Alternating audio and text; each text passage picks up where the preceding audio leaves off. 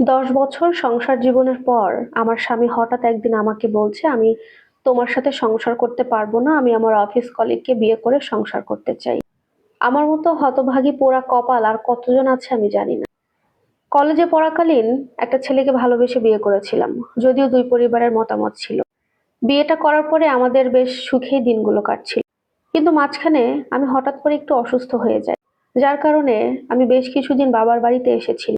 আমাদের এই 10 বছরের সংসার জীবনে 2টো সন্তানও আছে। একটা ছেলে, একটা মেয়ে।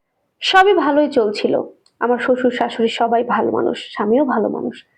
কিন্তু হঠাৎ করে আমি অসুস্থ হয়ে যাওয়ার কারণে বাবার বাড়িতে এসে আমাকে প্রায় ৩-৪ মাস থাকতে হয়। কারণ ডাক্তার আমাকে বেড রেস্ট দিয়েছিল। আর যতই হোক শ্বশুর বাড়িতে থাকলে এটা ওটা কাজ করতেই হয়। কিন্তু বাবার বাড়িতে এসে সেভাবে কোনো কিছু করতে হয় না। আর সেখানেই আমি ছিলাম। আমার স্বামীও বলেছিল, "ওখানেই থাকো, একটু রেস্ট পাবে।" তো ওখানে ৩ মাস থাকার পর যখন আমি শ্বশুরবাড়িতে যাই, অনেক কিছুই পরিবর্তন দেখতে পাই আমার স্বামীর মধ্যে। যদিও সে বুঝতে দেয় না, আমিও খুব একটা কনফিউজড থাকি যে ও এরকম করছে বা এমনটা তো ছিল না। আবার পরক্ষণেই এলোমেলো হয়ে যায় আমার, বুঝতে পারি না। তো হঠাৎ করে আমাকে একদিন অফিস থেকে এসে বলছে, "তোমার সাথে আমি আর সংসার করতে পারবো না। আমি অন্য একজনকে ভালোবাসি, সে চায় এখন তার সাথে বিয়ে করে সংসারটা করি। আমাদের ৪ বছরের সম্পর্ক চলছে।" কথাটা শুনে মনে হলো পুরো আকাশটা আমার মাথায় ভেঙে পড়ল। আমাদের ৩ বছরের সম্পর্ক আর ১০ বছরের সংসার জীবন। টোটাল ১৩ বছর আমরা একে অপরকে চিনি। এর মধ্যে সে লাস্ট ৪ বছর আমাকে ঠকিয়ে অন্য একটা মেয়ের সাথে সম্পর্ক চালিয়ে যাচ্ছে। যেটা বিন্দু পরিমাণ আমি টের পাইনি, কিছু বুঝতেও পারিনি। সে তার কোনো কিছু আমাকে সে বুঝতে দেয়নি। আমার প্রতি যে যত্ন করা, কেয়ার নেওয়া, ভালোবাসা বা আগলে রাখা সবকিছুই ঠিক ছিল। তার মধ্যেও সে কিভাবে অন্য একটা মেয়ের সাথে সম্পর্কে জড়াতে পারলো, আমি সত্যিই জানি না। সে আমাকে সরাসরি বলে দিল। আমি তখন তাকে অনেক বুঝালাম, "আচ্ছা আমার কথা তুমি বাদ দাও।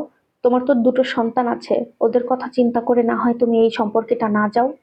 তো তখন সে আমাকে বলে দিল, "দেখো আমি সন্তানদের তোমার কারোর দায়িত্বই নিতে পারবো না। আমি আলাদাভাবে জীবন শুরু করতে চাই।" এই কথাটা শোনার পর আমি আর তাকে জোর করিনি। আর কিছুই বলিনি। তখন বলেছে, "ঠিক আছে, তোমার যেটাতে খুশি থাকো, সুখে থাকো সেটাই করো।"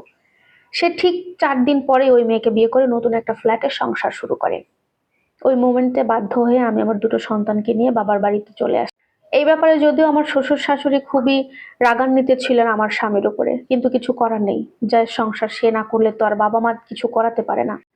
এই অবস্থায় আমি চাকরি খুঁজতে শুরু করি। আমার চাকরি পেতে ২ টা মাস সময় লেগে যায়। এই ২ মাসে আমি আমার বাবার বাড়িতে বাবার উপরে নির্ভর করে থেকেছি। ২ মাস পরে চাকরি পেয়ে তারপর থেকে আমি নিজের ইনকামে আমি এবং আমার ২ টো সন্তানের খরচ চালাচ্ছি। জানি না কতদিন এভাবে স্ট্রাগল করে আমি চলতে পারব। আজকে প্রায় ৫ বছর কেটেই গেছে আমাদের একাকিত্ব জীবন। এই ৫ বছরে আমার স্বামী একটাবারের জন্য আমার খোঁজখবর বলেন আর আমার সন্তানদের খোঁজখবর বলেন কিছুই নেয়নি। আমি অবশ্য নিজে থেকে আর যোগাযোগ করার চেষ্টা করিনি। তবে মানুষটার জন্য দোয়া করি, আমার সাথে যাই হয়ে যাক না কেন সে ভালো থাকুক। কারণ আমি তাকে ভালোবাসি। আমি জানি না সে আমাকে কেন ঠকালো, কেন এমনটা করল।